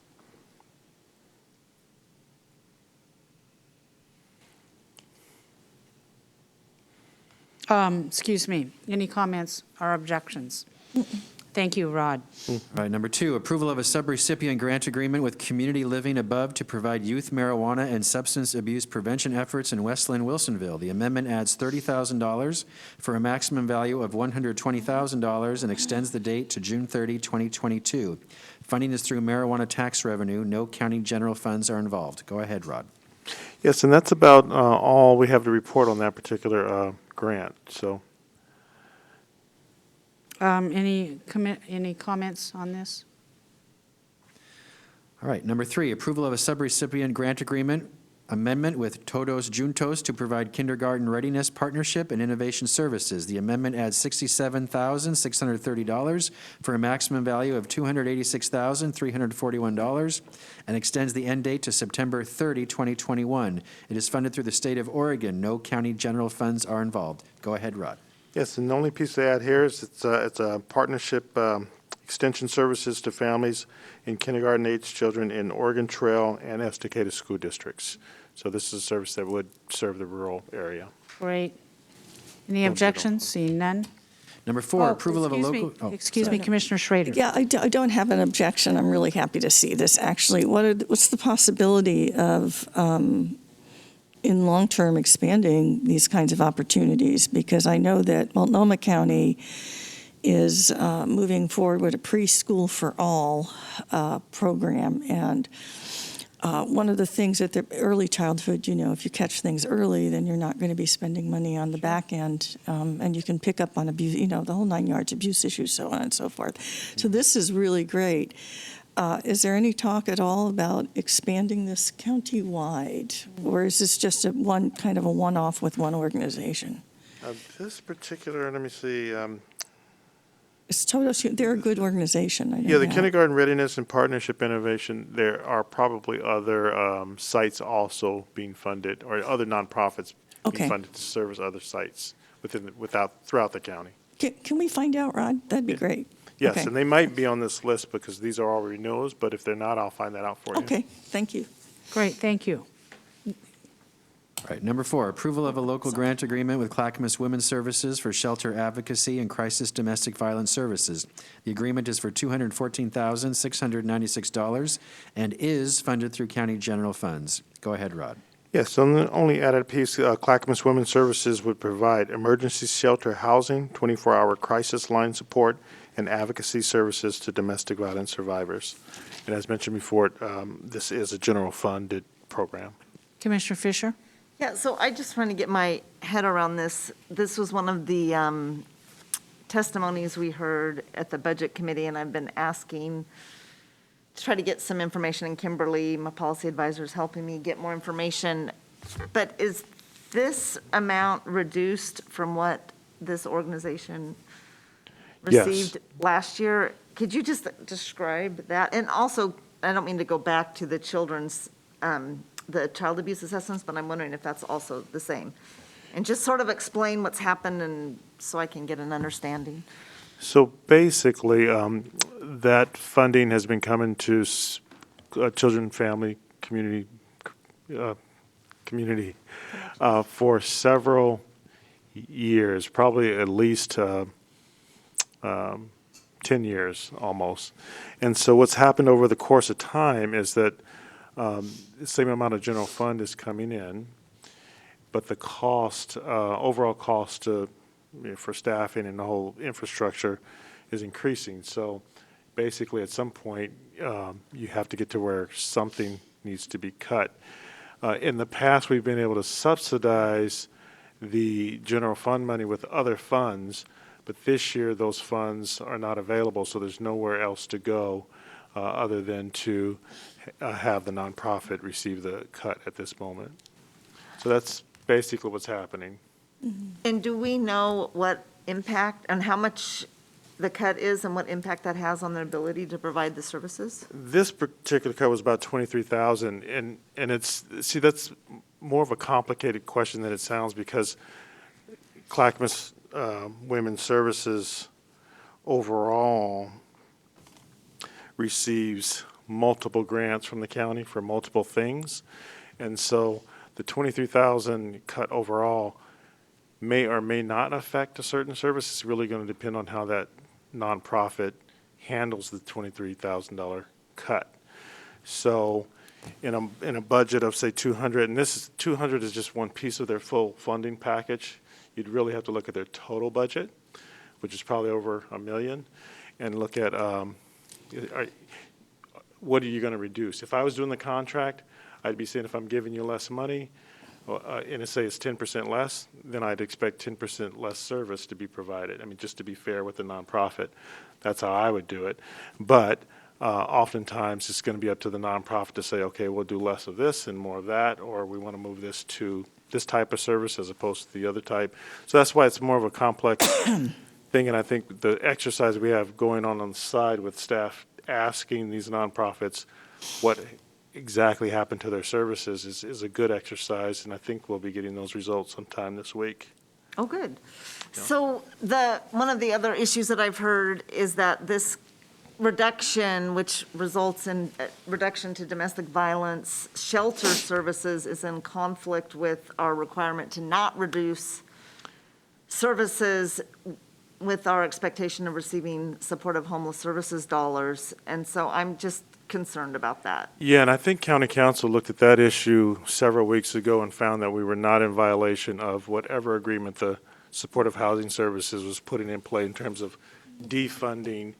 It's almost, I'd use the word supplanting, that this is not seen as supplanting because the overall investment in the Supportive Housing Services is actually greater than it is today. So you're not, the county's not reducing money or pulling money out. And the other issue, when we talk about this, we have to be careful because these funds were brought to us as it relates to domestic violence and family violence. It was a package deal, bridge funding, there was going to be a safety levy. It's really tied to a decade towards of history in terms of how these funds came about. So this was domestic violence, family violence money. It was not through the lens of shelter. So the notion that it's now all of a sudden shelter may not be as clear as it ought to be in terms of having a conversation around this. If you move money to the shelter side, you may be moving it away from the domestic violence side. So it's a bigger policy issue that I think the board should pay attention to in terms of when they're having these conversations with the nonprofits, because it's a certain amount of money on the table, and if we pay Peter to take from Peter to pay Paul, that's basically what we end up doing to try to make this work. So for us, this is all we have to offer, and some of these nonprofits, as mentioned earlier, are accessing funds throughout our system from multiple divisions. And the true conversation, I think, needs to be is looking at the total package that we give as a county and how we might make those funds work across the board for these nonprofits. Yeah, I think that's a really important conversation because I know there are concerns about this, and making sure that we are communicating clearly to the nonprofit sector, especially in regards to reducing shelter dollars. If our total investment for the county, that is the requirement for the homeless services measure. So if our total investment continues to be the same or more, we need to communicate that, or at least give that information to me, so when I get these phone calls, I can be clear in my communication. So I appreciate that, Rod. Or forward that to me and Rod, and we can answer that for you, Commissioner. Thank you. Commissioner Schrader? Yeah, Rod, I'd also like to get that information because I do know that Clackamas Women's Services, the Grand Drawn, they did award a $25,000 grant, but I don't think it's I think it's really for children or youth in rural areas. I don't exactly recall. I'll find out about that because they do get multiple grants. But also, if I'm correct, do they pay any kind of rent or overhead for the Justice Center at this point? The Family Justice Center, Yeah. I'm not familiar with that anymore. I believe the Sheriff's Office is in charge of that organization. Gary, do you know? No, Sheriff's Office. Yeah. So we have to ask the Sheriff's Office about that, too. So I guess what I'm trying to get at is, even though we've reduced some things, I think through our Sheriff's Office and other folks, I think we're still doing a substantial amount for domestic violence with this particular nonprofit. And I just want to make sure people are aware of that, that this was part of that decade-long discussion. And, they've really blossomed. But my understanding is that the building was something that the county worked with the Sheriff's Office to make sure that they had the space to have with that, too. Okay. All right. Okay. Maybe you can find out, Gary, though. Seeing no objections, I believe this is an approval. Okay. We'll get that information for you, Commissioner Schrader. All right. Number 5, approval of a subrecipient grant agreement with Northwest Family Services for youth marijuana and substance abuse prevention efforts in North Clackamas Middle Schools. The amendment adds $90,000 for a maximum value of $360,000 and extends the date to June 30, 2022. This is funded through the Clackamas County marijuana tax revenue. No general funds are involved. Rod, go ahead. Yes, the only other piece would be the agreement with Northwest Family Services implement strategies to reduce the risk of marijuana and substance use and abuse among youth in North Clackamas middle schools. The rest has been spoken. No, and this is marijuana tax funds that Right. Any objections or comments? Seeing none?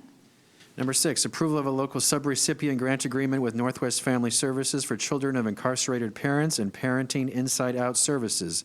The agreement is for $122,000 and is funded in part through county general funds in the amount of $72,000, State of Oregon funds in $40,000, and juvenile department funds $10,000. Go ahead, Rod. Yes, this particular program would provide parenting education and coaching to incarcerated parents and support services and mentoring to children of incarcerated parents. Any comments or questions? Commissioner Schrader? Yeah, Rod, this was another program that was cut slightly. Can you tell us how much? I think that they're getting a bit less. Do you Yes, know? this is one of the ones that was cut. Yeah, but can you give me the number of how much it was? Again, it's in the, it's about 20,000. Okay, Okay, thank you. thank you, just wondering. Thank you. Seeing no objections, Gary? Number 7, approval of a local subrecipient grant agreement with Northwest Family Services for Casa Esperanza, culturally specific domestic violence shelter and services. The agreement is for $117,225 and is funded through county general funds. Go ahead, Rod. Yes, and as the Commissioner, as Mr. Schmidt mentioned, Northwest Family Services for Casa Esperanza provides culturally specific domestic violence shelter housing, support groups, and advocacy services to adult survivors of domestic violence, sexual assault, and stalking. And this is a county general funded program. Any objections or questions? Seeing none? Number 8, approval of a local subrecipient grant agreement with Northwest Family Services for student resource coordination. This amendment will add $60,000 for a maximum of $390,950. This is funded through the Behavioral Health and Children, Family, and Community Connections Marijuana Tax Funds. No county general funds are involved. Yes, in this program, student resource coordination services include pre-assessment and referral to relevant resources, services, and assistance navigating healthcare, education, and judicial systems for drug and alcohol-affected youth and families. And as Mr. Schmidt mentioned, this is the marijuana tax funds that you get, and the behavioral health has added some additional dollars to this to make this program go forward. Seeing any objections, comments? Go ahead. Number 9, approval of an amendment to the intergovernmental agreement with the State of Oregon, acting by and through its Oregon Health Authority for the operation and financing of community mental health, addiction treatment, recovery and prevention services, and problem gambling programs. This amendment adds $407,520, increasing the maximum value to $8,732,212.18, and is funded through the State of Oregon. No county general funds are involved. Go ahead, Rod. Yes, and this revenue grant with the state is an agreement with the Oregon Health Authority for local administration and operations of behavioral health and addiction services to residents of Clackamas County. No general fund, as mentioned. Any comments? Seeing none? Number 10, approval of a revenue agreement with Care Oregon for the Primary Care Payment Model Program, per member per month incentive program. There is no maximum agreement revenue. There's no maximum agreement. Revenue is based on number of clients reported. No county general funds are involved. Go ahead, Rod. Yes, and this is going to sound redundant, but this is revenue. The amount of payment to health centers will be calculated based on the number of members assigned and the amount of improvement achieved on a quarterly basis. And so this is a revenue contract, kind of different than most, but anyway, no general funding is involved with this. Thank you. Any comments? Seeing none? Number 11, approval of an intergovernmental agreement with Clackamas County Fire District Number 1 for the Project Hope program. Contract maximum is $40,487.20, with funding through the University of Baltimore Combating Opioid Overdose through Community Level Intervention Initiative. No county general funds are involved. Go ahead, Rod. Yes, and a little bit more about Project Hope. The community paramedic will provide an in-home follow-up visits to opioid overdose survivors, and will focus on conducting assessments, care coordination, community resource navigation, and long-term planning in an effort to prevent future substance use and overdose. No general fund is involved with this one. Any comments? Seeing none?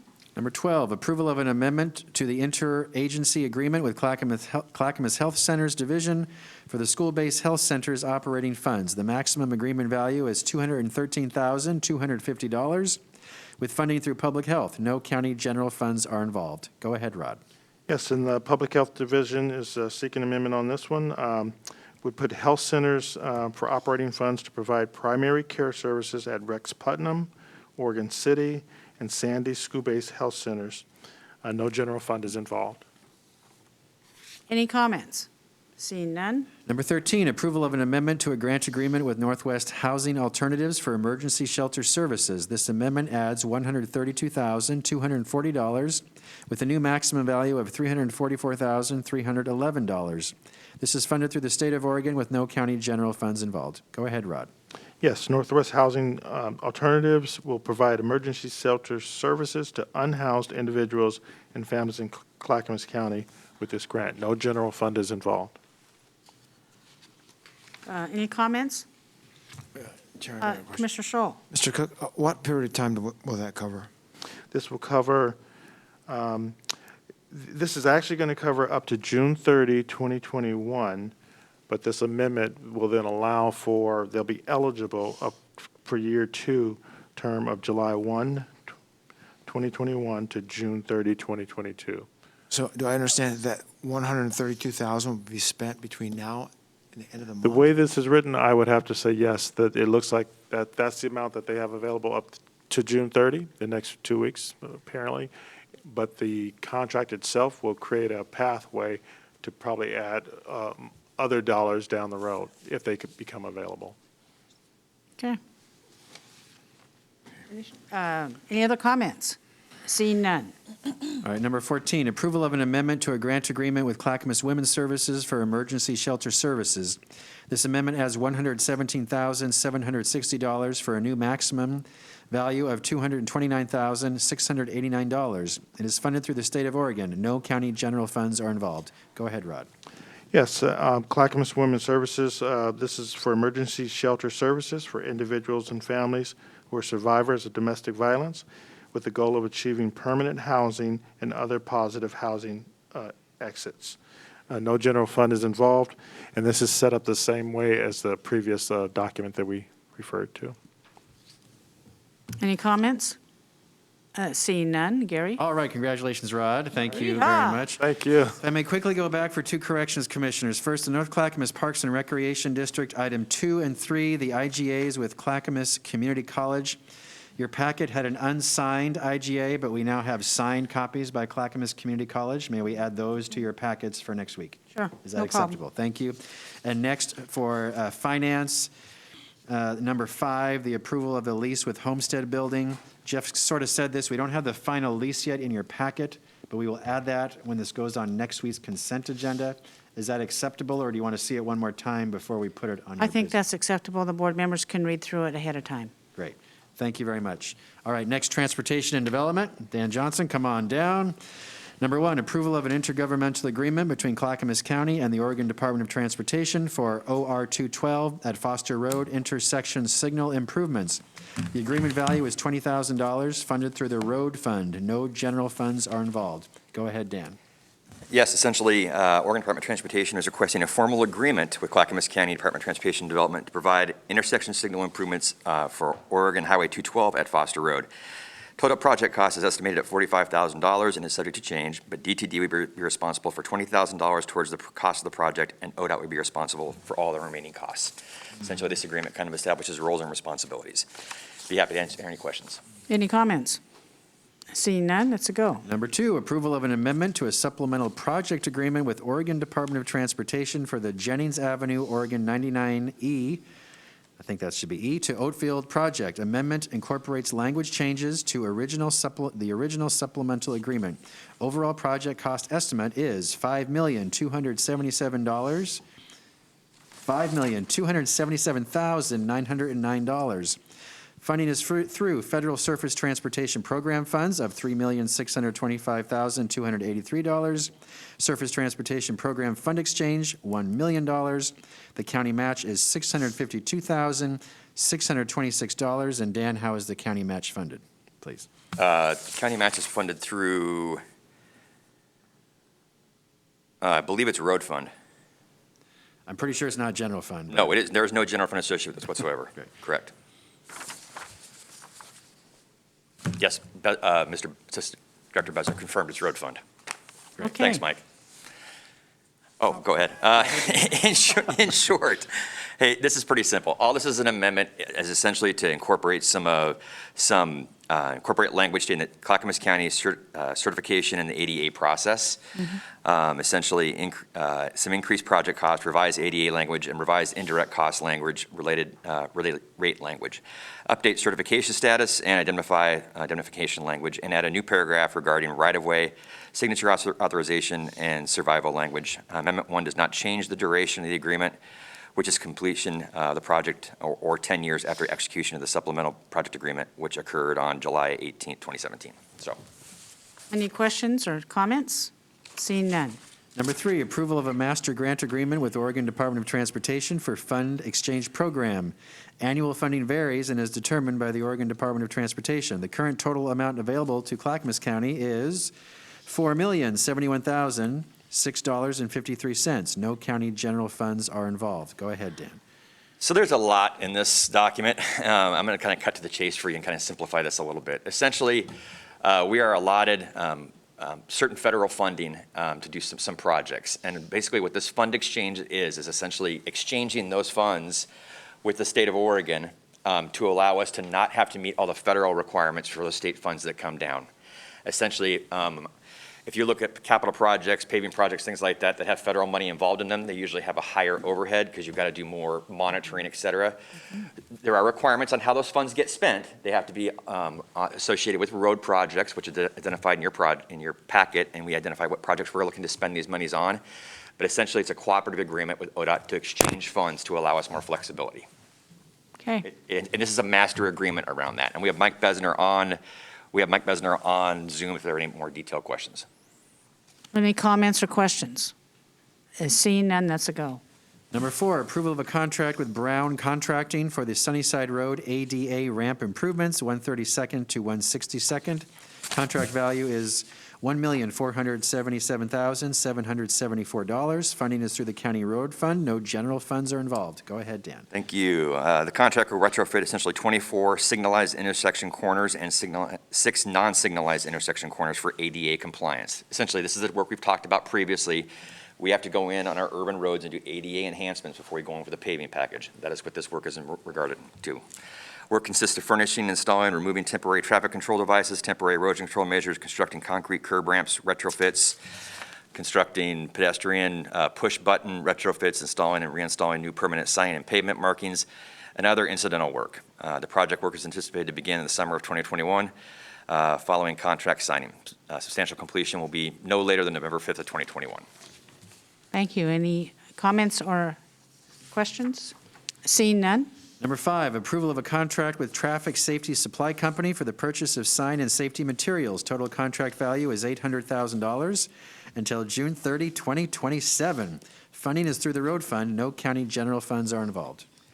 Thank you so much. Clackamas County's Department of Transportation Development applies and maintains road signage for the safety of those using the roads. It is vitally important that the county develop an agreement and maintain a supply of sign materials to achieve that objective. The Clackamas County Road Department maintains local roadways which utilize various materials to ensure regulatory compliance requirements and road safety. Essentially, this project was advertised in accordance with ORS and LCRB rules on March 25th, 2021. Proposals were opened on April 27th, 2021.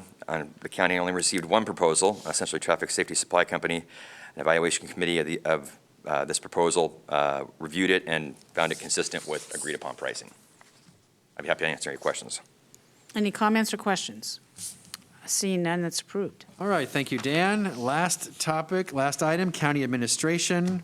Back to the near the start of your agenda. Gary Barth is online. And these are all related to the county courthouse. Number 1, approval of an amendment with Hawkins, Delafield, and Wood to serve as a P3 legal advisor.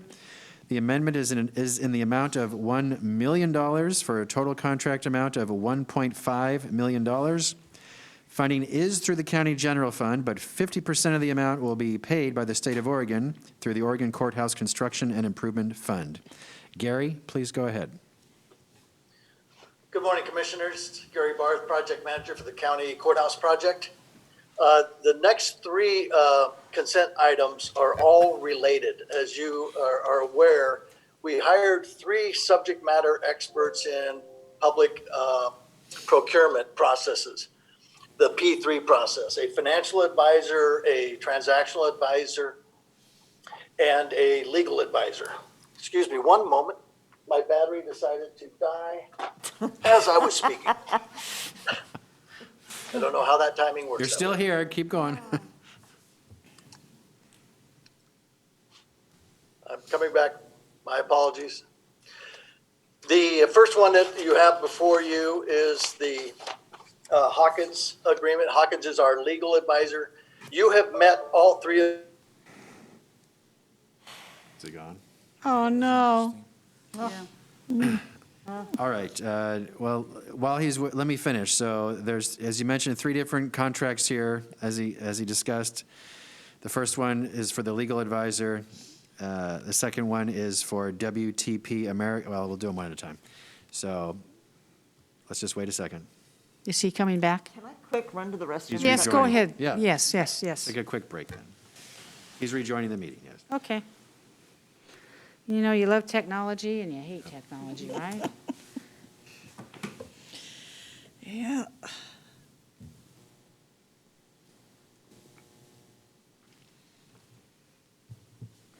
We'll just pause here. Yep.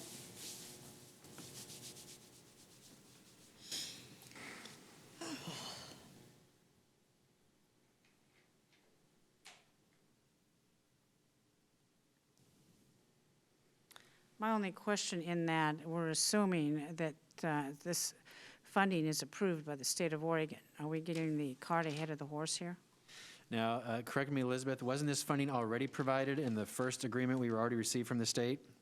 So this has already been confirmed state funding. In the last legislative session, they made these pre-project planning approvals for us. So Thank we are you. good. We're locked in. Good, thank you very much. And this also has been budgeted. All the amounts for these 3 contracts are in the budget you're about to adopt tomorrow. It's not new money. It's already been budgeted for the general fund. Go My ahead, Gary. apologies, Gary. I'm back if you need me for anything. Great. All right, Gary, we're still on number 1. If you could finish your discussion of number 1, please. I apologize, Commissioners. I've been on since 10 a.m. and the battery went dead right when I'm called.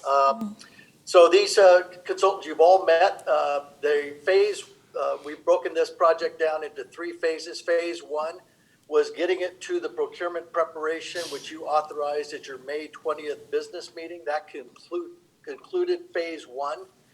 Phase 2 is now the actual procurement effort. And then that will get us to a selected proposed P3 partner. And then phase 3 will be the actual financial and transactional close and the final design. We anticipated phases 2 and 3 in the original contracts with Hawkins, as well as the next 2 consultants on the agenda. We only have board authorization and payment for phase 1 because honestly, we weren't certain what the outcome of phase 1 was going to be. With you authorizing us to move forward, we will now begin to execute phase 2 and 3. Again, we anticipated that, and 2 and 3 were included in the original scope of work of their contracts. They subsequently provided their cost estimates and their revised scope for the next phases of work, and that is what you have before you today in these amendments. I believe I heard Gary and Elizabeth mention this is in the budget that you will be considering tomorrow at your business meeting for 21-22 fiscal, and it is 50% match funded by the state. Good, thank you, Gary. Any comments or questions for the presenter on this? Commissioner Scholl. Yes, Mr. Barth, these amendment amounts will carry us through the end of construction? Is that right? They will carry us through to final design and the architectural, the construction documents, and then phase 4 is the actual construction. So when we get to phase 4, we'll come back to the board and discuss perhaps having an owner's rep or some kind of a project manager over the construction process. These three This will get amendments, us all the way through the procurement, selecting the team, negotiating the final design and costs, entering into a project agreement, basically getting us all the way to groundbreaking. these three amendments total about $4 million. Is that what you anticipated it to be? It is. Okay. And what we're doing, since we're bundling this project agreement, we're basically bundling 4 contracts. It's the financing agreement. So if we were to issue full faith and credit bonds, we would have expenditures for bond counsel and that expertise, which we're privately financing in this agreement. So that cost is included. If we're going out for architectural services independently, we would likely have an architectural consultant working with us on those proposals. So this was anticipated, and the result of this work is we will get close to 30% design as well through the procurement process. So we will gain savings on the final 70% design of the project, which will offset some of these upfront costs, and we should have speed of construction and get the project completed in a more rapid fashion, on time and on budget, because of these upfront expenditures. Okay, thank you. Any other comments for the presenter on this? I see no objections to number. Sorry. Go ahead. Hey, Gary, where'd you go? I see you. So I'm just, this is, it's a lot of information. It's pretty complex. I am just, and Commissioner Savas has been very engaged with this. I'm not sure if he's going to be back this afternoon, but I think it would be good to just make sure that we're all on the same page. It's really kind of laid out pretty strict to me. We really approved this project going forward, and we knew that we'd have these entities working on this all together. This has been sitting there ready to go, just waiting for board approval on May 20th, as the presenter said. I don't have a problem with going forward. Okay. If we want to take time at the end of our policy sessions today to discuss that further, I don't have a problem doing that. It would require Gary Barth coming back. But I'm ready to approve it. Yeah, Chair Smith, and I'm ready to as well. But we can discuss it further. Yeah, I'm just aware that Commissioner Savas isn't here, and this is such an important, every step we take as a board is an important step, and it just concerns me that he's not able to weigh in at this time. Well, he can weigh in at any time on this. I think it's, Gary? This goes to your consent agenda next Thursday, so there's 9 days for him or any of you to give ask further questions or give feedback, so. Thank you, there's time. Gary. Okay, seeing no objections? Okay. I believe that's an approval. Great, thanks. Number 2, approval of an amendment with WTP America, doing business as WT Partnership, to serve as a P3 technical advisor. The amendment is for the amount of $2,071,125 for a total contract amount of $2,564,625. Funding is through the county general fund for 50% of the amount, with the state of Oregon paying the other 50% through the Oregon Courthouse Construction and Improvement Fund. Gary, anything else to add? No, this is just, this is the lion's share. The first one we talked about was the legal counsel working with our county counsel, Hawkins.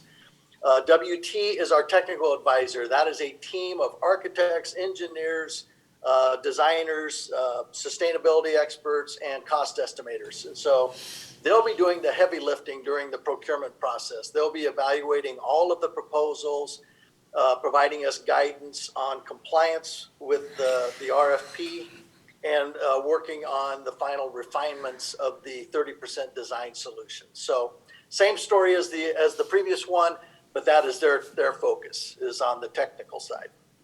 Any comments or questions? Seeing none, that's a go. Number 3, approval of an amendment with IMG Rebel Advisory to serve as a P3 financial and transactional advisor. The amendment adds an amount of $900,000 for a total contract amount of $1.2 million. Funding is through the county general fund for 50%, with the other 50% coming from the state of Oregon, Oregon Courthouse Construction and Improvement Fund. Go ahead, Gary. Rebel is the financial and transactional advisor working with Elizabeth and County Finance.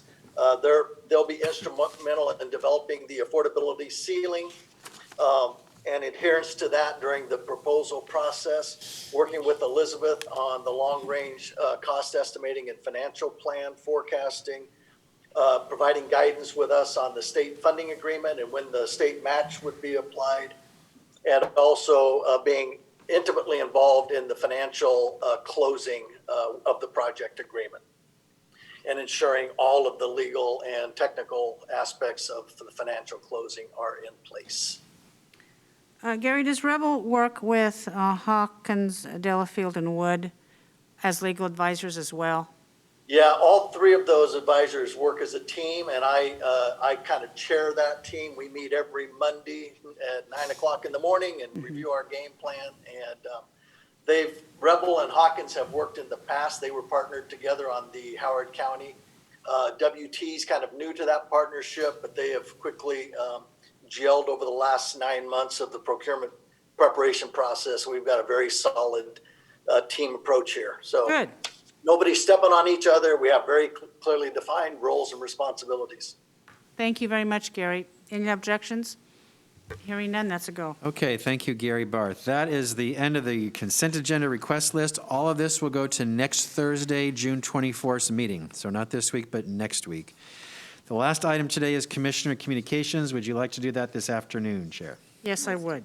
Can I do mine really quick? Because I want folks to know that I'm going to be missing part of this afternoon in that the local implementation plan is being presented to Metro Council. Yes. And what I did when I presented this to the Oversight Committee was give a little bit of the history and the strengths of our regional partnerships under the leadership of Jill Smith, who's been critical into how we will be implementing this new program. And so I tell a little bit of a story about that and how Jill Smith was supportive of in the framing of this in the very, very beginning when we were in Los Angeles and looking at this measure. But with this board's approval, this is why I want to talk about this now because I don't know if we'll have time.